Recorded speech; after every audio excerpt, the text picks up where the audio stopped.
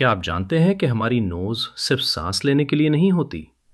ज़्यादातर लोग समझते हैं कि नाक का काम बस सांस लेना है, लेकिन हकीकत यह है कि नाक एक एडवांस्ड बायोलॉजिकल सिस्टम है जो एयर को क्लीन, वार्म और प्रोटेक्ट करती है, और ये सब कुछ सिर्फ चंद सेकंड में हो जाता है।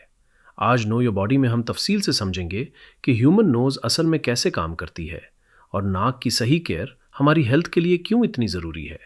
क्योंकि अगर नाक सही तरीके से काम ना करे तो हमारी ब्रीदिंग, लंग्स और यहाँ तक कि ब्रेन भी मुतासिर हो सकता है। जब हम ब्रीदिंग करते हैं तो एयर सबसे पहले नॉस्ट्रल्स के जरिए नोज के अंदर दाखिल होती है, लेकिन ये एयर सीधी लंग्स में नहीं जाती। नाक के अंदर दाखिल होते ही एयर के साथ एक मुकम्मल प्रोसेसिंग जर्नी शुरू हो जाती है।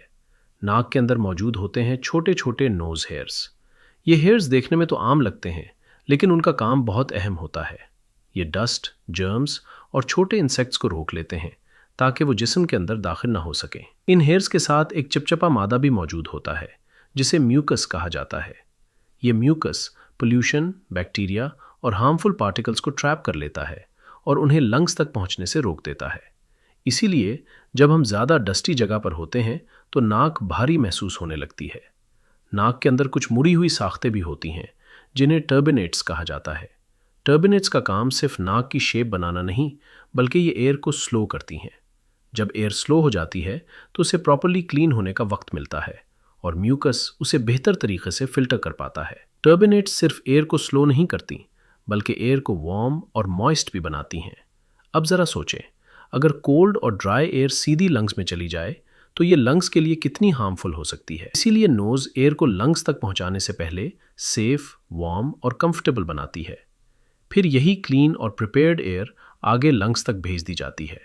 इसी वजह से नोज़ ब्रीदिंग माउथ ब्रीदिंग के मुकाबले में कहीं ज़्यादा हेल्दी होती है। नाक का एक और बहुत अहम काम हमें सूंघने की सलाहियत देना है। नाक के ऊपरी हिस्से में मौजूद होते हैं स्मेल रिसेप्टर्स। ये रिसेप्टर्स सिग्नल्स को डायरेक्ट ब्रेन तक भेजते हैं। इसी वजह से हम खुशबू महसूस करते हैं और धुआं या किसी खतरे को फ़ौरन डिटेक्ट कर लेते हैं। स्मेल का ताल्लुक हमारी मेमोरी से भी होता है।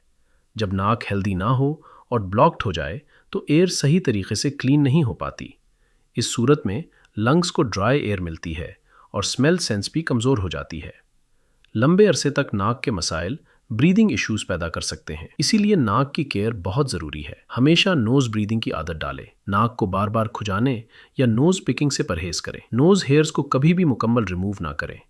ज़्यादा पानी पिएं ताकि बॉडी हाइड्रेटेड रहे, और स्मोकिंग, तीस और पोल्यूशन से जितना हो सके दूर रहे। याद रखें, नोज़ सिर्फ सांस लेने का रास्ता नहीं, बल्कि ये हमारे जिस्म का एक कुदरती और ताकतवर प्रोटेक्शन सिस्टम है। अगर आप अपने जिस्म के बारे में रियल नॉलेज हासिल करना चाहते हैं तो नो योर बॉडी को सब्सक्राइब करें, वीडियो को लाइक करें और दूसरों के साथ शेयर ज़रूर करें।